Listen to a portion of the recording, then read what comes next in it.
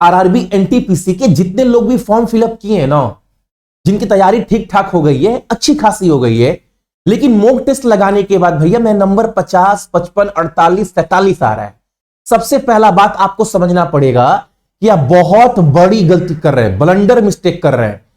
क्योंकि मुझे समझ में नहीं आ रहा है, अगर तैयारी ठीक ठाक है तो 50, 52, 53, 54, 48 नंबर आ कैसे सकता है।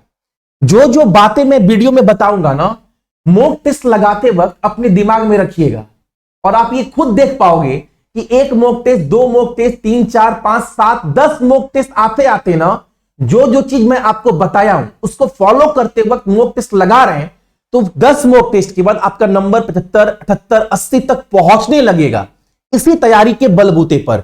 ध्यान से वीडियो देखना, समझना, क्योंकि बहुत बड़ी गलती कर रहे हैं। और एग्जाम से पहले मॉक टेस्ट बहुत इंपॉर्टेंट रोल प्ले करता है आपके एग्जाम में, आपकी क्वालिटी को निखारने के लिए मॉक टेस्ट का बहुत इंपॉर्टेंट रोल है। सबसे पहले समझना पड़ेगा, आप किसी भी लेवल पर फॉर्म फिलअप किए, 12th लेवल हो या ग्रेजुएट लेवल हो, दोनों का सिलेबस एकदम डिट्टो सेम है। और आपको पता है जीके जीएस जो है दोस्त, ये 40 नंबर का है, ठीक है, और मैथ 30 नंबर का है, और रीजनिंग आपका 30 नंबर का है। 100 नंबर का पेपर है, 90 मिनट्स, जो कि बहुत अधिक है। इतना आपको समय मिला है पेपर सॉल्व करने के लिए, ठीक है, 90 मिनट। और एक बात याद, जब भी मॉक टेस्ट लगाना ना, मैं बताऊंगा पूरा वीडियो में आपको मॉक टेस्ट जब भी लगाओगे कैसे लगाना है, ठीक है। अब ध्यान से सुनना आप सभी, देखो तैयारी ठीक ठाक का मतलब क्या है।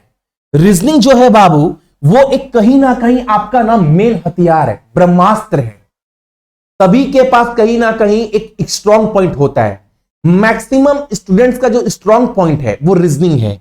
अगर रीजनिंग 30 नंबर का है तो आपका स्कोर ना इसमें 30 में 29, 28 से कम कभी नहीं आना चाहिए। जब भी मॉक टेस्ट लगाओ ना, अगर आपका नंबर दोस्त अगर आपका नंबर ना, जब भी मॉक टेस्ट लगाते हैं और मॉक टेस्ट लगाने के बाद पेपर जब एनालाइज करते हो आप सभी, तो आप देखते होंगे ना मेरा मैथ में, रीजनिंग में, जीके में नंबर कितना आ रहा है। अगर आपका रीजनिंग में ना ये नंबर अगर ऐसा रह रहा है 23, 24, 25, 22, 21, 20, तो विश्वास मानो आप बहुत बड़ी गलती कर रहे हैं, और ये आप भीड़ का हिस्सा है। क्योंकि मैक्सिमम मतलब बहुत ज्यादा छात्र ना इतना नंबर लेकर आते हैं रीजनिंग में, क्योंकि सबसे आसान टॉपिक है। अगर आपका भी नंबर इतना ही आ रहा है तो आपकी तैयारी अच्छी नहीं है दोस्त, क्योंकि रीजनिंग बहुत आसान है। रीजनिंग में कम से कम आपका 28, 29 आना चाहिए। किसी का भी मॉक टेस्ट दे रहे होंगे, टेक्स्ट बुक, ऑलिव बोर्ड, या फिर किसी का भी XYZ, किसी का भी मॉक टेस्ट, रीजनिंग बाबू इतना कम से कम अच्छे से पढ़ो कि 28, 29 आए। रीजनिंग में बहुत अधिक भी नहीं पढ़ना है। देखो ना, mirror image, diagram based, puzzle, 3 type का, वो अच्छे से करना है। डिसीजन मेकिंग, स्टेटमेंट वाले सारे क्वेश्चन, ठीक है। और रीजनिंग में ये टॉपिक, जैसे ये टॉपिक हुआ, ये टॉपिक हुआ, इतना टॉपिक अगर आप अच्छे से कर लेंगे ना, अच्छे से बोल रहा हूं, कर लेंगे ना, तो आप कोई भी मॉक टेस्ट दे, किसी भी प्लेटफॉर्म का मॉक टेस्ट दोगे, आपका 28, 29 से कम आ ही नहीं सकता। आप ये देखोगे बाबू, इतने ही टॉपिक मैंने बोले हैं, और जितने लोग मेरे से एडमिशन लिए हैं दोस्त, उतने लोगों को बहुत ईमानदारी से मैंने ये सब टॉपिक करवाया है। चाहे पजल हो, स्टेटमेंट वाला कोई भी क्वेश्चन हो, या रीजनिंग का XYZ कोई भी चैप्टर हो। और मैंने रीजनिंग इतना आसान है दोस्त, अगर आप चाहो ना, तो अगर आप 23 से 24 घंटा भी अगर ढंग से पढ़ दिए ना, ये रीजनिंग का सारा चैप्टर आप समाप्त कर सकते हैं। मैंने करवाया है एप्लीकेशन के ऊपर। इतना करने के बाद कोई भी मॉक टेस्ट मारोगे, आपका 28 से 29 नंबर आना ही चाहिए दोस्त। 3000 लोग एडमिशन लिए हो, मैंने कितना बार दिखाया है जो एनटीपीसी का एडमिशन लिए। किसी का नंबर अगर 28, 29 से कम आ रहा है तो आप मुझे मैसेज भेजो ना टेलीग्राम के ग्रुप में। मैंने आपको प्राइवेट ग्रुप का सपोर्ट क्यों दिया है? कोर्स देकर आपको लवारिस तो छोड़े नहीं है, आपका हाथ थामे हुए एग्जाम तक। अगर आपका किसी भी प्लेटफॉर्म का मॉक टेस्ट मार रहे हैं और 28, 29 नंबर से कम आ रहा है, तो आप मुझे ग्रुप में भेजिए, भैया देखो क्वेश्चन बाहर आ रहा है, नहीं बन रहा है, नहीं बिल्कुल। और इतने से इतना घंटा अगर ढंग से पढ़ दोगे ना, तो रीजनिंग आपका एकदम स्ट्रांग हो जाएगा, ठीक है। मैंने एप्लीकेशन में बाबू आपको दिया है। अभी तो होली का ये चल रहा है, सेल चल रहा है, आज तो संडे है तो कोई स्टाफ आया नहीं, तो टेक्निकल टीम है नहीं। कल रात 12 बजे तक ना 299 में आपको रुद्रा बैच जो कि रीजनिंग का, जो कि जिसके अंदर रीजनिंग, मैथ, जीके, जीएस सब है, सक्सेस की 98 के एप्लीकेशन पर आपको मिलेगा। जहां पर अगर आप रीजनिंग समाप्त करोगे ना, पूरा वीडियो दिया गया है, समाप्त करने के बाद टेलीग्राम का प्राइवेट ग्रुप है, वहां से जुड़ सकते हैं सारे एनटीपीसी वाले बच्चे जो कोर्स लिए हैं। उसके बाद मैथ में बाबू भाई मेरा कम से कम इतना चैप्टर आपका समाप्त होना चाहिए, ये सब चैप्टर आपका मैथ का कंप्लीट होना चाहिए अच्छे तरीके से, ठीक है। जितने टॉपिक की बात कर रहा हूं ये सब टॉपिक आपका समाप्त होना चाहिए मैथ का। अगर मैं बात करूं जीके जीएस को लेकर, तो जीएस का बहुत ज्यादा रोल आपके एग्जाम में नहीं है, एनटीपीसी के एग्जाम में। लेकिन फिर भी मैंने क्या बोला है, एनटीपीसी के लिए जो साइंस का हमने नोट्स दिया है, आपको कुछ नहीं पढ़ना है ना, तो बायोलॉजी का जो 1000 क्वेश्चन दिए हैं ना, उसको सिर्फ आप अच्छे से पढ़ना, और एक दिए हैं मोस्ट रिपीटेड क्वेश्चन, वो 1000 क्वेश्चन आप अच्छे से पढ़ना। साइंस के लिए बाबू आप बस इतना ही पढ़ना, बाकी आपको थोड़ा बहुत भी ज्ञान है ना, उससे साइंस का आपका एनटीपीसी के एग्जाम में काम बन जाएगा। इसके अलावा जीके में भाई तैयारी से पहले, मॉक टेस्ट से पहले आपका थोड़ा बहुत टॉपिक कंप्लीट होना चाहिए। अगर मैं बात करूं किसका, अगर तैयारी नहीं है और मॉक टेस्ट मार रहे हैं तो नंबर कहां से उठेगा, थोड़ा बहुत तो तैयारी करोगे। तो एनटीपीसी के लिए मैंने बोला था आप किसी का भी मॉक टेस्ट मारो, अगर ये 40 नंबर का एग्जाम हो रहा है ना बाबू, तो आप 15 क्वेश्चन ना जो है वो दान दे दीजिए। हम 15 क्वेश्चन नहीं भी कर पाए जीके में तो मेरा कुछ बिगड़ेगा नहीं, लेकिन 22, 23, 24 नंबर आपको जीके में स्कोर करना है। और आप किसी का भी मॉक टेस्ट मारोगे प्रीवियस ईयर, किसी का भी, जितना जीके मैंने पढ़ाया है, जितना करवाया है, ये 25, 26, 27 नंबर आपका आराम से उठता है। उसके लिए मैंने आपको क्या बोला था, जो 3600 क्वेश्चन दिए हैं ना, इसको चाट जाओ, इसको अच्छे से पढ़ लेना, सिर्फ इसको पढ़ लेना अच्छे से, और जो 50 इंपॉर्टेंट टॉपिक दिए हैं स्टैटिक जीके का, उसको आप समाप्त कर देना। एग्जाम में बाबू आपको धोखा नहीं मिलेगा। 27, 28 नंबर आपका कंफर्म है, 12, 13, 14 नंबर छोड़ भी देंगे तो मेरा कुछ बिगड़ेगा नहीं, ठीक है। इतना आपको जीके में करवाएं। अब एक बात सुनना, आपका 90 मिनट का गेम है, ठीक है। ये 90 मिनट को मैनेज कैसे करना है, जब भी आप पहला मॉक टेस्ट मारने बैठोगे ना, जब भी बैठोगे तो आप क्या सोचोगे, जब भी मॉक टेस्ट मारने बैठना तो सबसे पहले आप ये सोचना कि अगर मुझे कोई क्वेश्चन नहीं आ रहा है तो मैं उसको अटेम्प्ट नहीं करूंगा, मैं उसको हाथ भी नहीं लगाऊंगा। उसको हाथ लगाने का मतलब बहुत बड़ा गलती, बहुत बड़ा पाप कर रहे हैं आप सभी, क्योंकि यहां पर आपको 100 नंबर लाकर या 20 नंबर लाकर सिलेक्शन नहीं मिलने वाला है। यहां पर आप अपने आप को परफेक्ट बनाने के लिए मॉक टेस्ट मार रहे हैं, ठीक है। तो सबसे पहले अगर कोई क्वेश्चन नहीं आ रहा है तो उसको छोड़ देंगे, ठीक। रीजनिंग 90 मिनट का गेम है, 28 क्वेश्चन रीजनिंग का भी करोगे ना तो ये 30 मिनट से अधिक समय नहीं लगेगा। आप अजमा लेना, पहले मॉक टेस्ट या दूसरे मॉक टेस्ट में अजमा लेना, आपका 30 मिनट से ज्यादा समय रीजनिंग में नहीं खाएगा। काफी लोग बोलते हैं कि भैया मेरा 20 मिनट, 15 मिनट, 18 मिनट में रीजनिंग हो जाता है। मैं फिर भी मानकर चल रहा हूं, अगर आप 30 मिनट भी बाबू रीजनिंग में दिए ना, 30 मिनट भी, तो 28 से आपका नंबर कम नहीं आना चाहिए।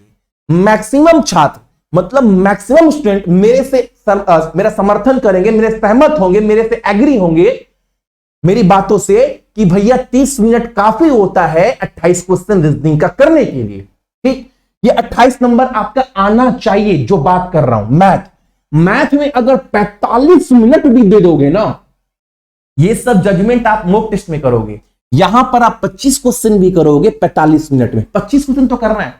मान लो कभी 22 हुआ, 23 हुआ, कभी 24 हुआ, कभी 20 हो गया, हो ही सकता है, ठीक है। लेकिन 25 क्वेश्चन भी आपको करना है, अटेम्प्ट करना है। उसके बाद 15 मिनट आपका क्या है बाबू, फिर भी बच रहा है जीके के लिए। इसमें आपको 15 मिनट में 25 ही क्वेश्चन करना है। जबकि आप जीके करोगे ना, तब तो बाबू लाइन रहता नहीं है, तब तो बाबू ऊपर नीचे रहेगा। लेकिन बता रहा हूं आपको, इस मानसिकता से आपको तैयारी करना है। तो मान लो अगर 15 मिनट ही बहुत सफिशियंट है 25 करने के लिए, फिर भी जोड़ोगे ना 28, 25, 53, 78 नंबर पहुंच जा रहा है, 78 नंबर पहुंच जा रहा है। फिर भी मानकर चल रहे हैं किसी में एक आध नंबर कम हो, 2 नंबर 3 नंबर कम हो सकता है, लेकिन 75 नंबर तो भाई आपका आना ही चाहिए। अगर बहुत लोग बोलते हैं मेरा 50 आ रहा है, अरे 50 कैसे आ रहा है?